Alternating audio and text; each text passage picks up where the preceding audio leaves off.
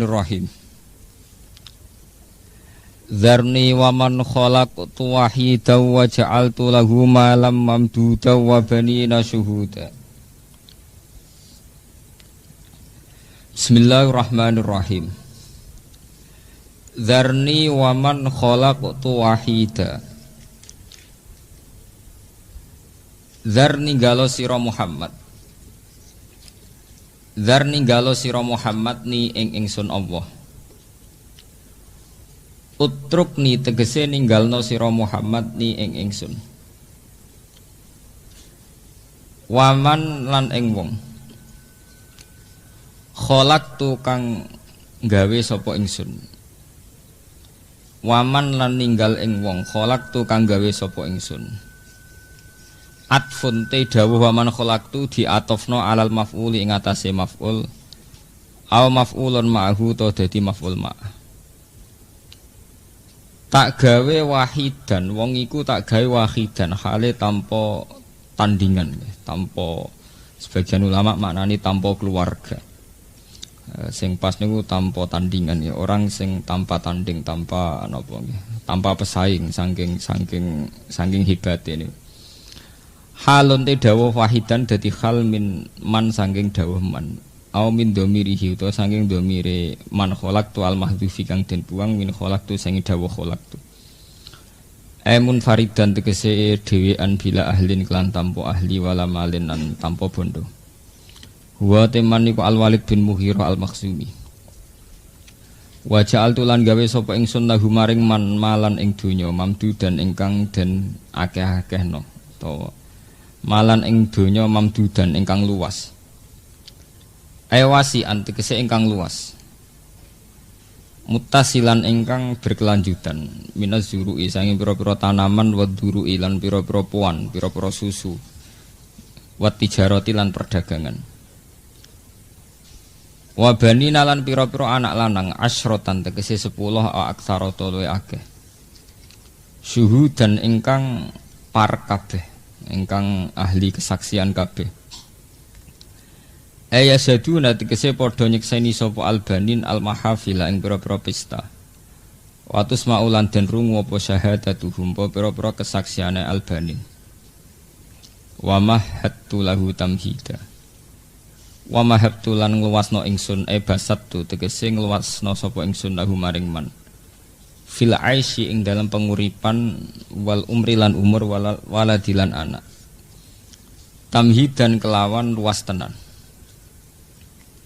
tapi sumayat mau an azid mongko nuli kepengin sapa man an azida yen to ngekeki tambahan sapa ingsun kala aja mengkono la aziduhu ala dzalik ora bakal nambahi ingsun hu ing man ala dzalika ing atase mengkono-mengkono kabeh. Maksudnya kalian sing wis dimiliki. Innahu kana li ayatina anida. Innahu sak temene man kana ana sapa man li ayatina maring pira-pira ayat ingsun. Ayil Qur'ani tegese Qur'an iku anidan niku wong sing akeh ingkare. Mu'anidan tegese wong sing akeh ingkare. Saurhikuhu sauda bakal ngunggahna sapa ingsun. Maksudnya maksa sapa ingsun hu ing man ukallifuhu tegese maksa ingsun hu ing man saudan ing rasakno siksa masyaqqatan tegese kepayahan al azabi saking siksa auja balan to gunung minarin saking neraka yas'adu fihi ingkang munggah sapa man fi ing dalem nar sumayahwi mongko nuli medun sapa man abadan ing dalam selawase. Kena apa disiksa innahu fakkara wa qaddar. Innahu sak temene manu fakkara iku mikir-mikir sapa man. Fima ing dalam perkara yaqulu kang bakal diucapno apa ma utawa kang bakal ngucap sapa man fil Qur'ani ing dalam Qur'an alladzi kang sami'ahu kang krungu sapa man hu ing Qur'an lan Nabi sang Kanjeng Nabi sallallahu alaihi wasallam. Wa qaddara fi nafsihi dzalik. Wa qaddara lan gawe cara bahasa sani gawe simulasi, gawe reka-reka sapa man. Gawe kira-kira, gawe rekayasa, gawe reka-reka sapa man fi nafsihi dzalik. Ing dalam awak dhewe ne man dalika ing kono-mengkono fi ma yaqulu fil Qur'an. Mun nggih kula terangaken mulai zarni wa man khalaqtu wahida. Niki kula terangaken dados nggih cara ilmu tafsir nggih. Wonten kaidah nggih, wonten kaidah baku teng ilmu tafsir nggih niku al ibratu bi umumil lafzi la bi khususis sabab. Nggih, al ibratu bi umumil lafzi la bi khususis sabab. Bahwa yang kita ambil saking kesimpulan Quran itu adalah keumuman lafaz, bukan khusus sebabnya pas ayat niku turun. Terus misalnya kados Nabi ketika dijak kompromi ibadah menyangkut ideologi atau akidah, nate tiang-tiang kafir Quraisy niku rak tiang-tiang terhormat.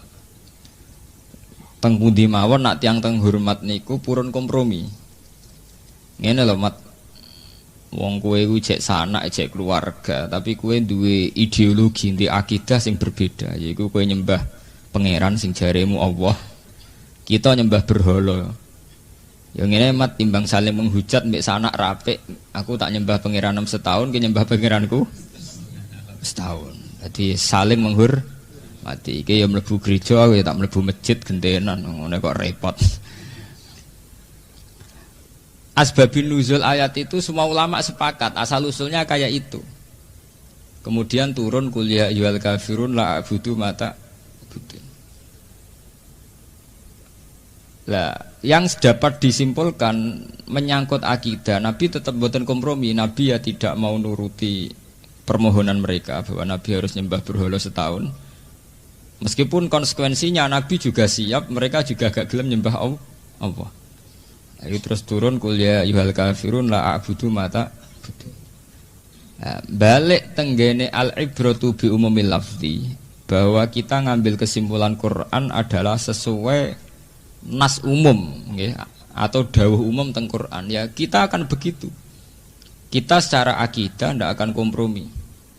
Kita ndak akan mau beribadah model Kristen atau model Yahudi, meskipun konsekuensinya mereka ndak perlu ibadah seperti kita.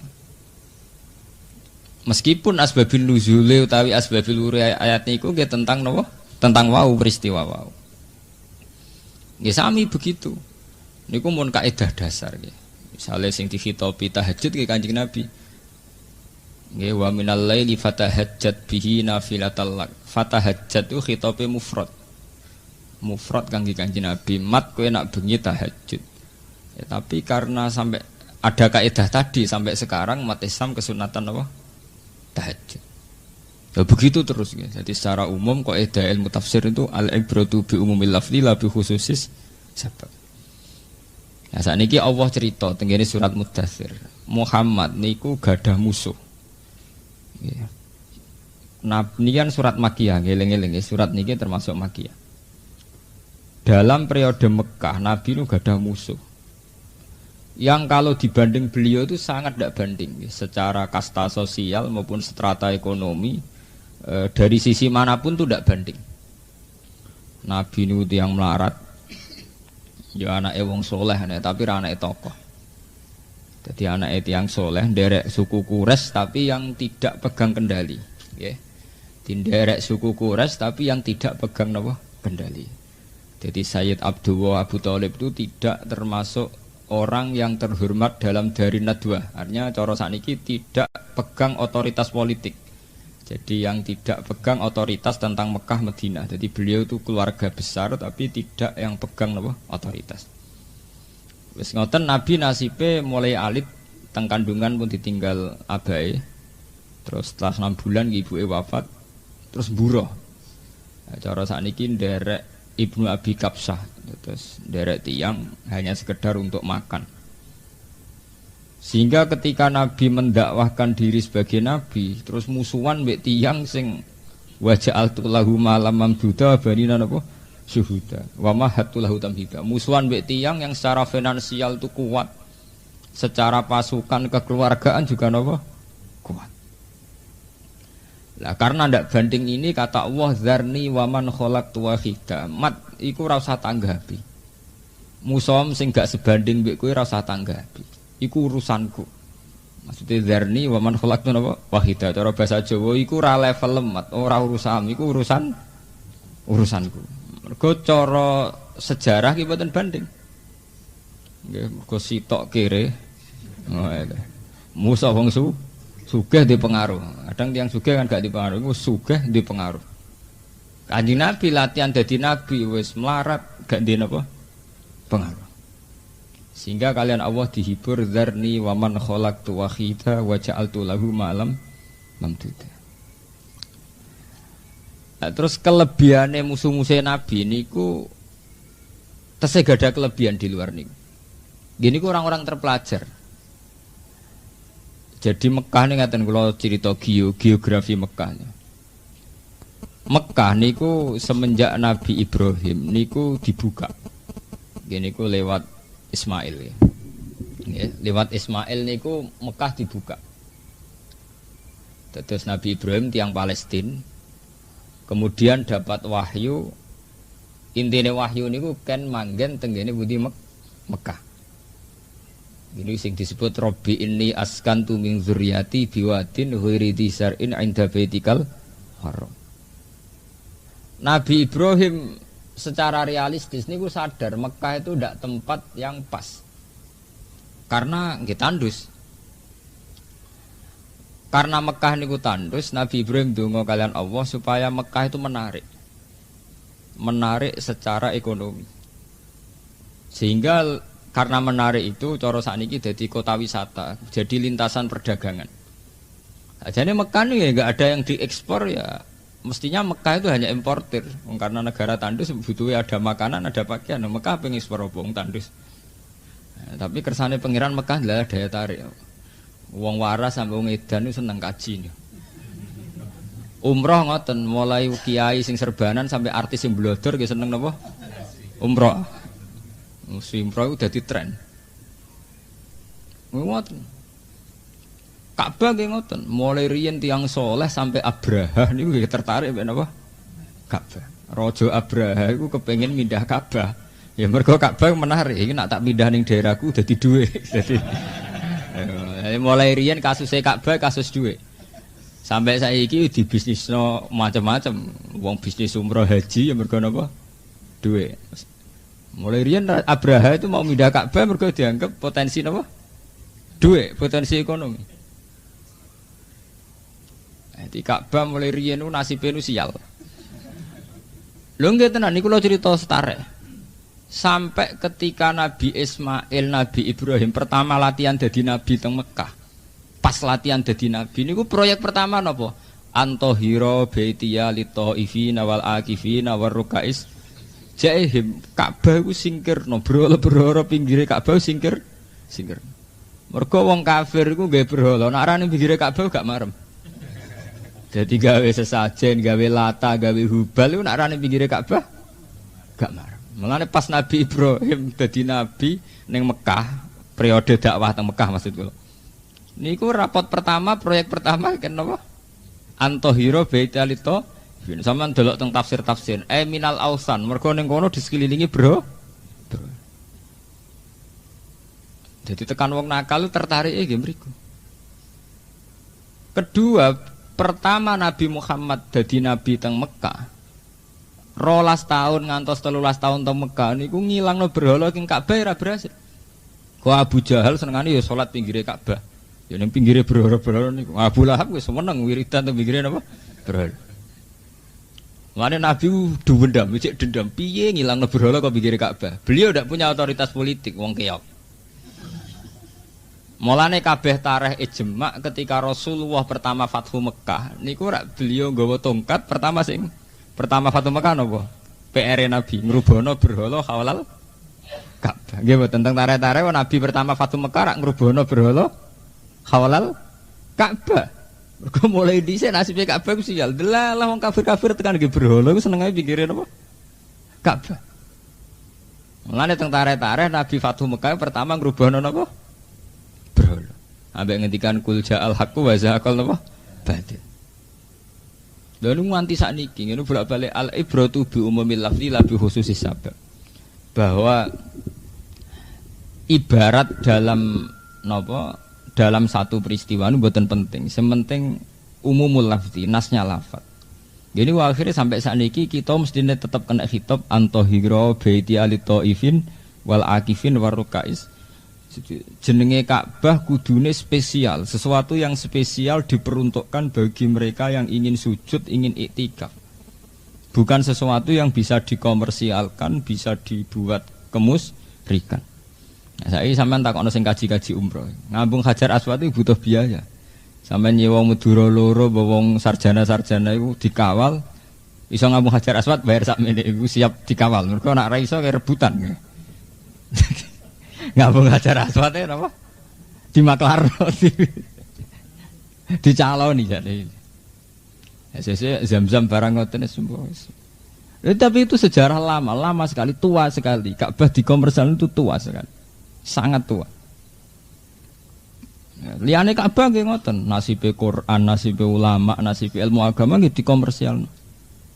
Itu sudah sunnatullah, orang tidak bisa ngelawan. Sebab itu Quran mulai awal sampai akhir dia sering ngekei warning, ngekei peringatan, dia sampai yastaruna bi ayati samanan apa? Qalila. Jangan sampai menjual ayat-ayatku dengan harga yang murah. Nggih delok wae pilkada, dialil tabrak-tabrakan. Kabeh ya kiai, kabeh duwe dalil. Apa hubungane calon bupati mbek dalil?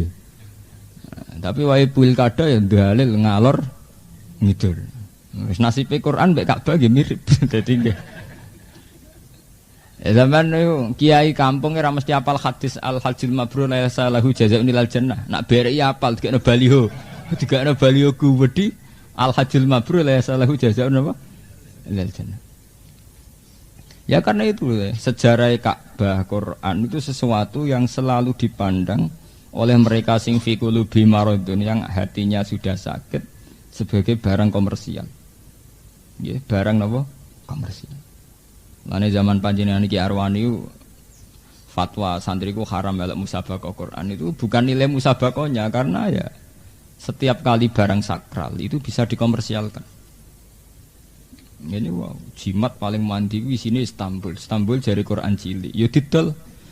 Tambah dimitosno asli, tambah sawangane bludhu, tambah larang. Tambah sawangane bludhu asli, tambah napa? Larang. Apa padha lha mboten disebuti. Petilasane Sunan Bonang itu oleh negara dianggap cagar budaya. Aset budaya, bukan aset ritual, aset budaya. Kemudian yang dikomersialkan, petilasane Sunan Bonang Pasjudan itu nanti yang kelola itu wisata. Artinya karena yang ngelola negara itu dipandang secara sekuler, ini aset wisata. Bali ya punya gereja, nanti Magelang yang punya Borobudur, Tuban di peninggalan Sunan. Tapi dipandang secara setara, ini sama-sama aset apa? Wisata. Ya terus pikirannya perdane, pikirannya ini nak karcise sakmene, income sakmene. Nah, soal-soal sampean nangis santri ora Gus nak kula mriko ibadah kok urusanmu mbek pangeran. Lah nek negara memandang iki karcis kudu rego sakmene. Engko pemasukan sakmene. Titik. Ya haji ya sama. Arab Saudi itu ketika disuruh menurunkan kuota itu abote ra karuan. Padahal secara teori rasional jelas terjadi kegaduhan dalam balang jamroh, balang macam-macam. Iku ya mergo kuotane kakean. Ya, tapi nak kuota sithik kan diakibat iso mbok hitung dhewe. Nak kuotane disidikno iso mbok hitung. Ya to nak 2 juta sak mirip pemasukane nak 1 juta. Itu masalah-masalah yang sudah klasik. Ya, mulane sampean dadi wong kudu pinter-pinteran ikhlas. Hanya yang menyelamatkan dunia itu hanya satu ikhlas. Nek ora ikhlas wis tutup lho. Tapi takrife ikhlas iku aja kaya wong-wong. Takrife ikhlas ikhlasul amal lillah. Nek iso ana amale lagi diikhlasno, ora kok ora ana amale ikhlas iku. Jadi kowe nek sing ngamal lagi napa? Diikhlasno. Jare kula sedekah ora ikhlas. Ora lumayan sedekah ora ikhlas timbang ra sedekah blas malah ra iso ikhlas blas. Wong syarat ikhlas sedekah sik lagi diikhlasno. Tarife ikhlas ku ngikhlasno amal. Lan ora ana amal ya ikhlasno napane. Pun kalau balik teng cerita niki tadi. Allah itu punya tradisi begitu ya. Jadi bahasa Zarni itu tradisinya Allah dalam menghadapi musuh-musuh Muhammad sing dianggap gak banding.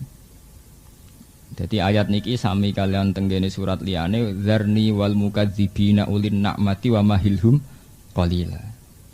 orang-orang sing kowe ra banding Muhammad iku urusanku. Ya termasuk ketika Nabi ngadepi tenggene perang Badar, perang Uhud, perang Khandaq. Ketika Nabi musuhe luweh akeh berlipat-lipat, misalnya Nabi namung 3.000 musuhe 11.000. Niku Allah nggih selalu ngendikan iku urusanku Muhammad. Kewajiban syariat perang-perang. Tapi soal teknis menang iku aku. Sampai wa ma ramaita idz ramaita walakinna Allaha rama. Hakikate kowe iku ora tau perang. Ora tau iso malang panah. Wong panah ya mas cekethek. Panahe sahabat itu panah wong kere-kere. Musuh senjatane wong kafir canggih. Umpama Roma Muhammad tenan ya kalah. Mulane wa ma ramaita idz ramaita walakin Allaha Roma. Sing mari menang ora panam, sing ora mutu iku. Sing mari menang ya pengiran. Iku wis dadi sunnatullah. Lah sunnatullah begini itu pada ulama tertentu kados Abdul Hasan As-Sadali, Abu Yazid Al-Bustami, ulama-ulama dulu itu tertanam betul. Tertanam bahwa setiap punya musuh itu kontrak komitmen itu kepada Allah. Dan betul-betul kepada Allah, iktimat ala Allah, betul-betul hanya bersandar pada Allah. Lah kita ning zaman modern dadi kiai, dadi mujahid, dadi mubaligh. Itu sudah terlalu rasional. Wong musuhe rasional ke rasional, akhirnya kita mesti kalah karena kita tidak akan menang dari segi rasional. Lho nggih to nggih. Misale sampean kiai ning desa rata-rata kiai melarat. Wis melarat klunak-klunuk sing seneng kiai wong supek-supek tok. Timbang anake ning omah ngrameni mbok wis kono melok ngaji ning langgar sampe ning omah mbok niat ngaji mbok ora pokoke butuhe ra ning ora ning omah. Ngono ngaji mbok teleteni 3 tahun baru iku kerja ning kota ya silang asare ngaji ya napa? Hilang. Engko sing wis wong sugih seneng kiai ora milih kiai tanggane mergo isin kenal kiai desa, milih kiai sing luwih gedhe kan akeh. Dadi kiai ku lara kabeh.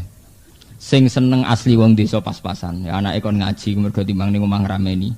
Sing seneng kiai wong sugih, ndekne mau milih kiai tanggane, wong iso kiai sing luwih gedhe.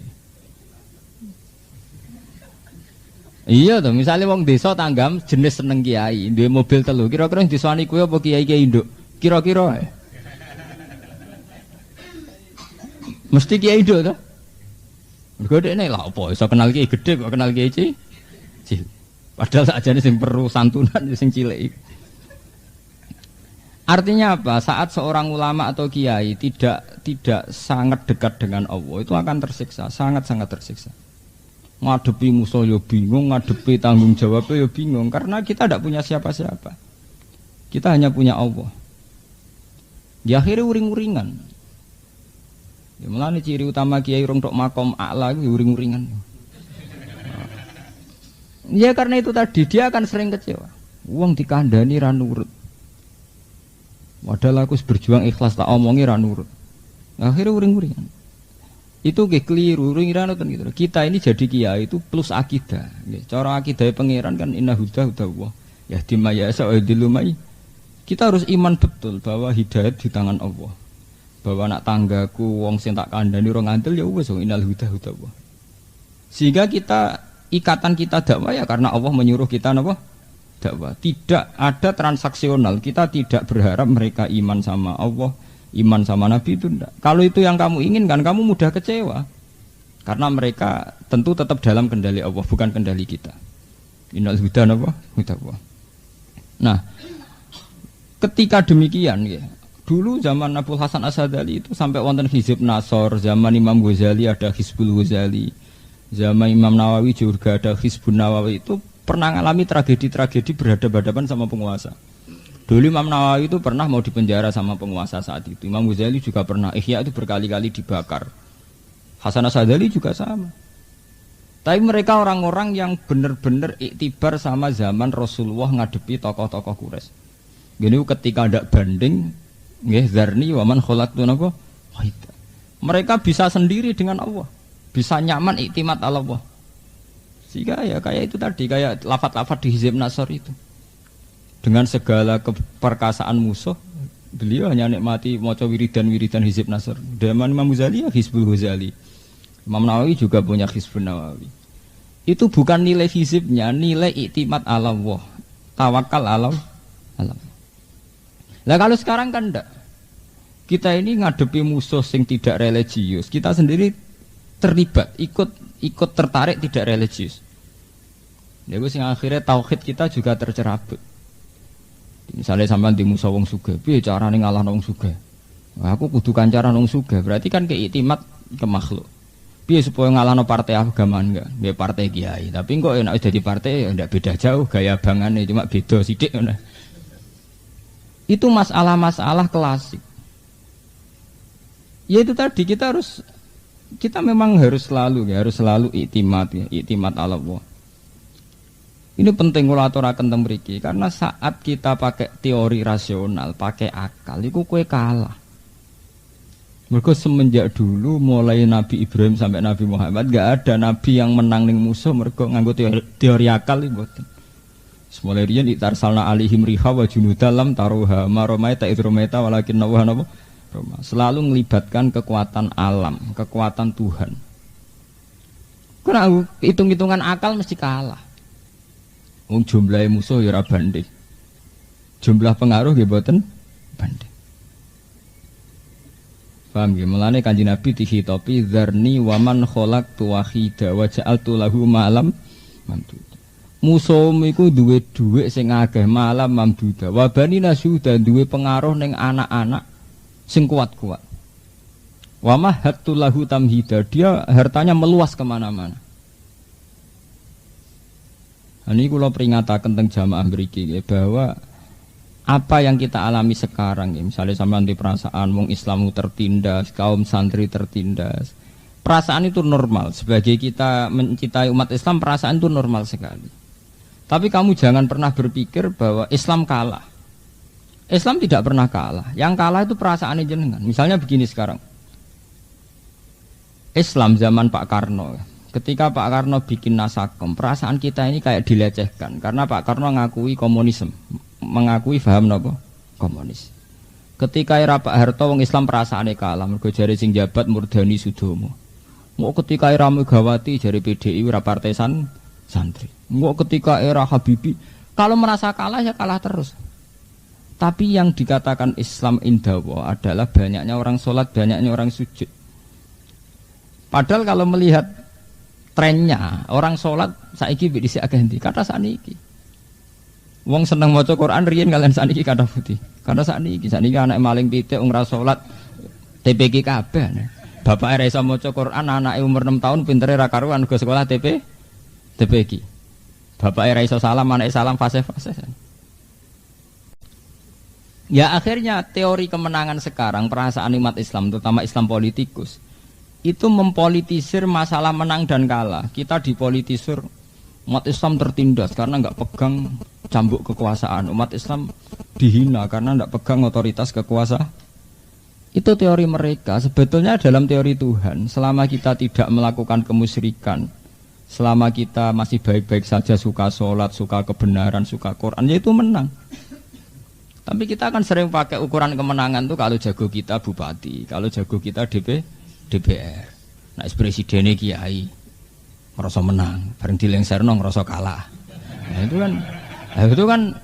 itu kan logika politik. Nah, logika Islam pas jadi presiden sholat, oh ya sholat. Pas orang presiden sholat ya menang terus, bisa sholat. Ya hanya gitu saja pakai ukuran. Lha mergo sing darani Islam ya bunyal Islam ala khamsin syahadati alla ilaha illallah wa anna muhammadar rasulullah wa iqamis shalat wa itais. Ora ana hadis bunyal Islam ala khamsin nasbil imam. Iku akal-akale akidah sing wis setengah politik. Tapi ning hadis ora ana bunyal Islam ala khamsin pokoke maca syahadat wa iqamis shalat wa itais.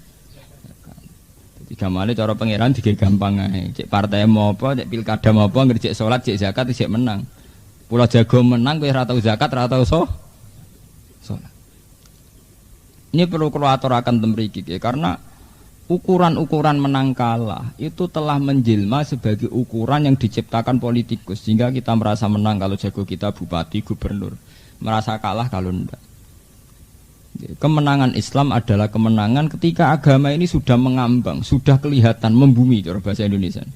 Ini ku huwallazi arsala rasulahu bil huda wa dinil haqqi liyudhhirahu 'ala dinin apa kulli, bahwa penting risalah Muhammad ini kelihatan muncul. Izhar itu sangka kata adhara yudhiru izharon, artinya muncul.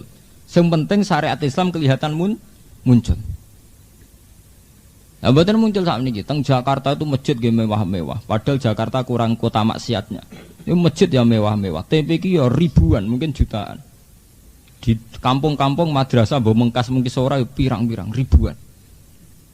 Wong sing klunak ngono nggo tasbih jek ribuan. Artinya jumlah wong sing ngefly ambek nggo minum iku ambek sing nggo tasbih jumlahe jek akeh sing nggo tasbih. Makanya ukurannya menang itu cara pengira sederhana, yaitu tadi sementing liyuzhirahu ala dini kulli. Agama sudah izhar, sudah kelihatan. Ya, tapi itu tadi kita merasa kecewa karena pakai ukuran sendiri. Ya, nah ini mulane perlu diwaca dzarni wa man khalaqtu wahida. Mat wong-wong sing musuhe kowe iku urusanku. Sementing urusan adalah tabligh. Akhirnya tenan.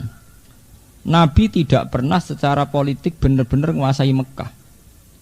Tapi Nabi saged menguasai qulubud du'afa, mendapat simpati dari khalayak ramai.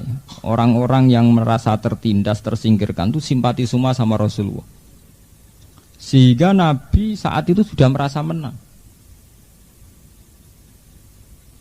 Nabi saat itu sudah merasa menang karena para tokoh-tokoh, para du'afa, para mustadafin sudah simpati sama beliau. Lah ketika mereka simpati mbek Nabi ora dijak liya nggih kecuali disak sujud ning gone Allah. Gini ku sing disebut ning gone Quran di bulan Bali ini fafirru ilallah wa man ahsanu qalam mimman da'a ilallah. Ketika mereka sudah loyal sama Nabi, Nabi sebagai Nabi ngetokno Nabi ini. Gini ku wa man ahsanu qalam mimman da'a ilallah. Terus diajak ilallah, diajak menuju Tuhan. Lha iki perlu kula terangaken teng mriki. Ya sudah diajak ke Allah saja, itu saja titik. Nah, tapi kemudian ada ilmu yang saya tidak sependapat. Kemudian kemenangan orang Islam ditanggali setelah Nabi Fathu Mekah. Ini kula mboten sependapat. Akhirnya wong Islam saiki itu, terutama banyak tokoh-tokoh politik yang membuat sistem kemenangan adalah sausé nalokno lawan. Iku tanggal kemenangan wong Islam dihitung ba'da Fathi Mekah. Di mana digambarkan Nabi secara de facto itu presiden Medina, presiden Mekah. Dan digambarkan orang kafir azillah sudah hina semua. Ya akhirnya itu tadi cara kula itu salah. Kemenangan seorang nabi adalah keberhasilan menciptakan Islam atau membumikan Islam di bumi. Cara bahasa saya ini mempopulerkan Islam, bukan diukur zaman Nabi Fathu Mekah. Cara kula Nabi Fathu Mekah ora Fathu Mekah wis menang ketika Nabi berhasil nyolatno wong, Nabi berhasil mentauhidno wong wis menang. Cek secara politik menang cek kalah. Lah nek kowe ngitung menangi Nabi ba'da Fatih Mekah berarti Nabi zaman nenggone Mekah ora sukses ya.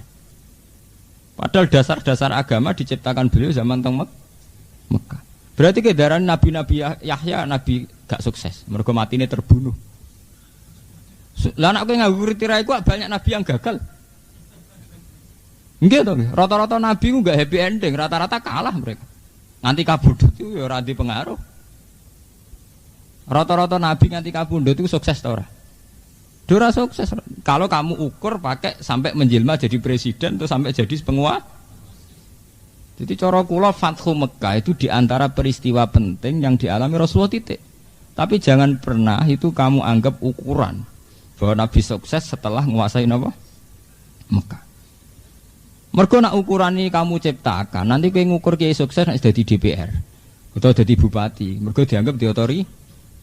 Kiai sukses adalah kiai yang hidupnya itu da'a ilallah, dia sendiri amila sholihah wa qala innani minal sudah, cara Quran orang sukses adalah orang terbaik, wa man ahsanu qolan, orang terbaik adalah da'a ilallah, sing di mental tabligh da'a ilallah.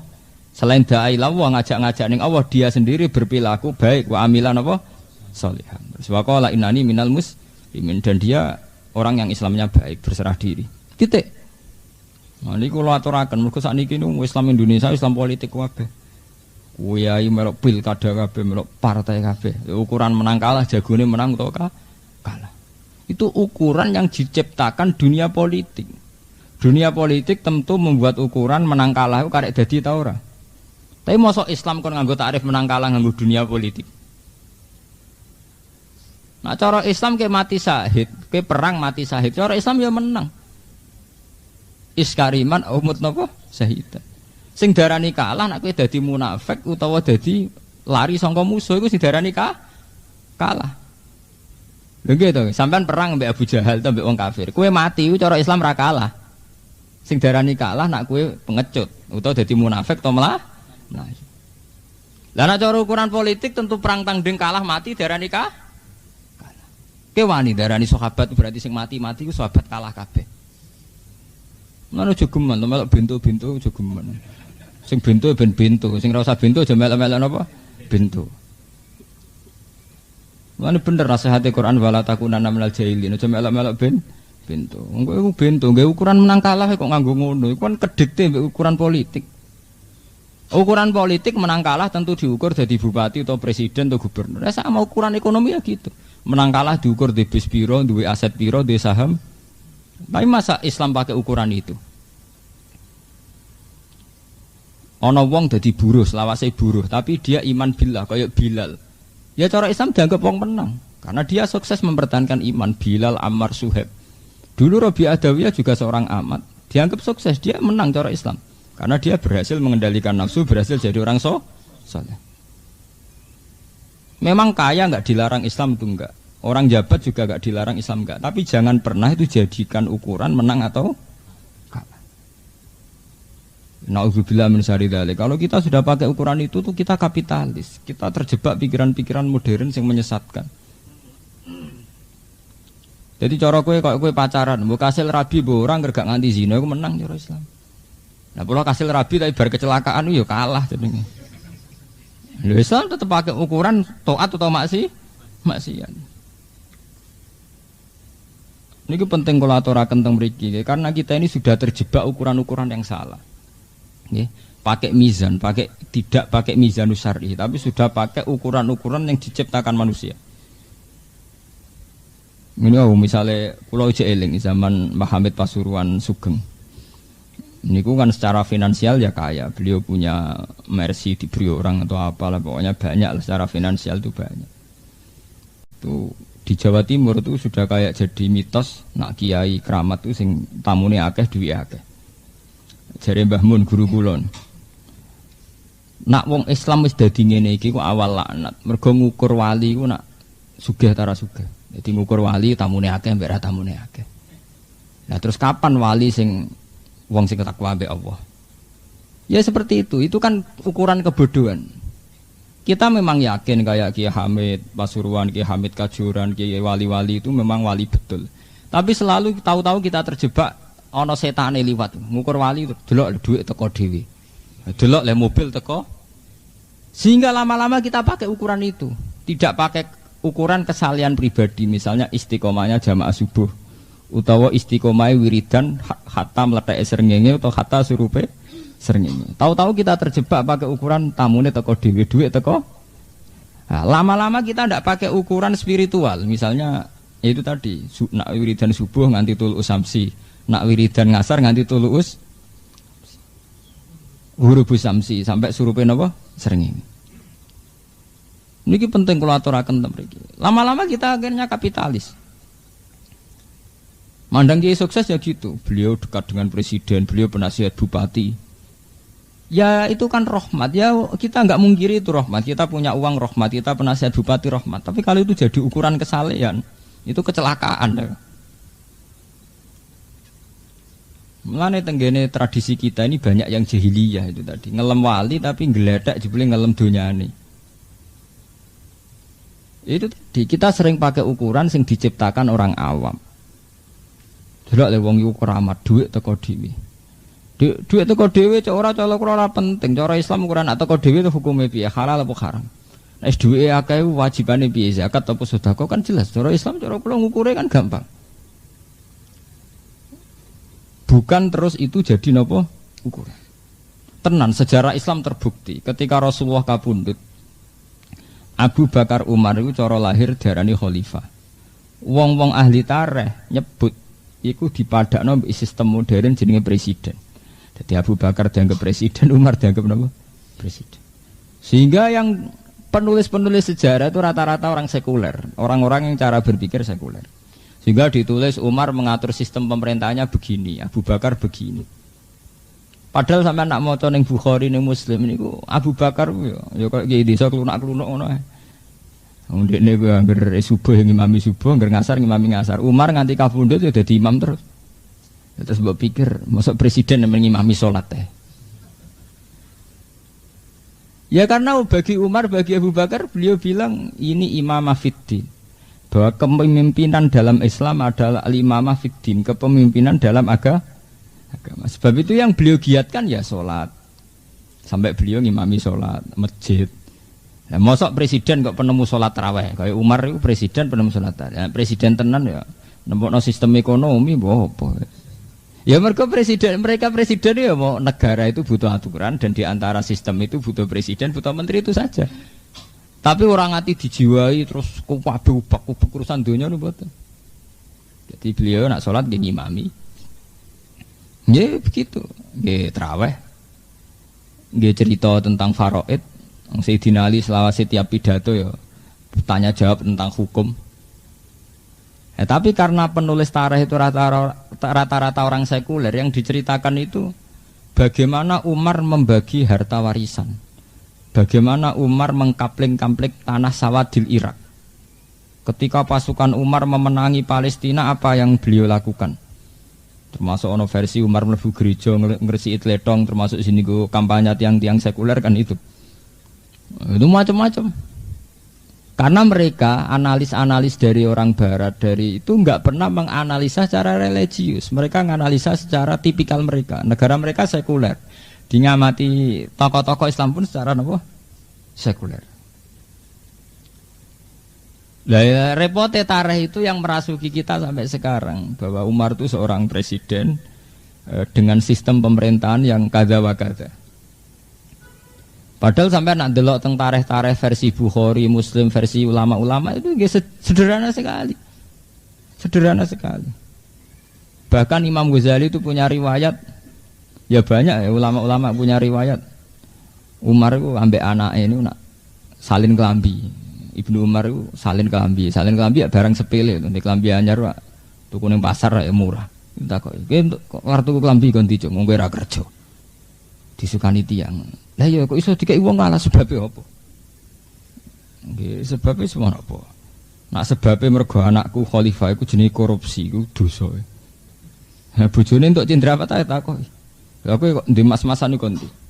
Geng niki. Muga kira bojoku kira-kira dikeki ta ora nggih mboten. Ya berarti wae rakyat. Wis tak ngambek cerita-cerita ya karena beliau ya ndak presiden sing presiden mboten. Ya biasa mawon Umar. Piyambake nak kunut niku nggih ketara nak wong alim, ketara nak wong ulama wali niku. Beliau nak kunut ya sampai tenggene Muin teng Wahab. Wa yusannu ziyadatu kunuti Umar, nak kunut disunatno nambahi kunute Sayyidina Umar. Jadi Allahumma hdini fiman hadai wa afini fiman afai tak terus iku diterusno nganggo kunute Umar. Wa nakhla umayyaf juruka. Ya Allah, saya bersumpah akan menjauhi orang yang ngelacuti jenengan. Ya akhirnya ini termasuk ini auzubillahi minal kufri dan semacam-macam.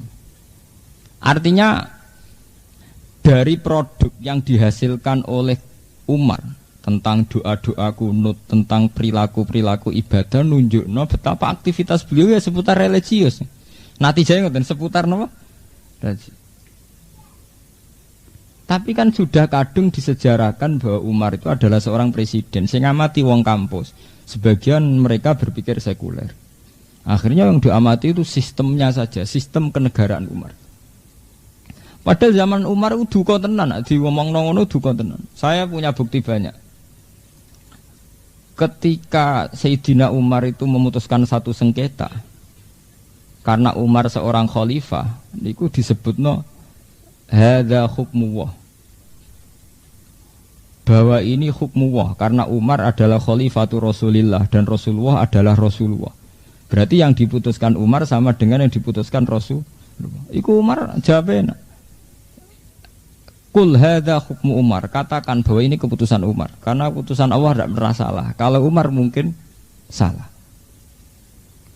Artinya apa kesimpulannya? Bahwa Umar ketika jabat presiden tidak pernah merasa punya otoritas tunggal bahkan untuk memutuskan konflik yang terjadi pada rakyatnya. Ya beliau bilang kalau ada masalah diputuskan. Tapi kulu hadza hukmu Umar, katakan bahwa ini keputusan Umar, yang riskan salah, yang potensi salah. Dan itu dalam tarikh berkali-kali ketika beliau mau wafat banyak keputusan yang direvisi karena salah. Karena beliau nganggap khilafah itu tidak satu otoritas yang power game, yang powerful, yang kuat, yang tidak terlawan, kan itu enggak. Beliau itu melakukan pemerintahan hanya sebatas bahwa negara atau rakyat atau dalam alam dunia ini butuh aturan, dan di antara aturan itu negara harus ada presiden, harus ada menteri. Itu beda dengan orang-orang modern menganggap presiden itu satu prestasi, satu kelebihan, sehingga ya itu tadi terus didewa-dewakan. Paham gini? Ini perlu aku aturaken teng mriki karena semenjak era politik dibuka secara luas teng Indonesia itu hampir semua partai yang menamakan partai Islam. Mulai nopo mawon. Lah ironisnya itu bukan urusan partainya. Oke lah bikin PKB, PKNU, LDII, Hizbullah sampai PBB sampai PKS. Oke lah bikin partai yang macam-macam sila. Tapi yang saya sesali kemudian menjadi satu pemikiran masyarakat bahwa ukuran menang kalah itu saat umat Islam jabat atau tokoh Islam nopo jabat. Sebetulnya enggak apa-apa, bikin partai juga baik, enggak apa-apa. Tapi masalahnya masyarakat itu terus ikut-ikut berpikir, nah ukuran menang kalah itu saat kita jabat atau tidak. Ini yang saya protes. Sebetulnya ya karena dalam sistem modern ada politik, ya silakan ada politik. Tapi jangan kemudian sampai jadi natijah kesimpulan ukuran menang kalah.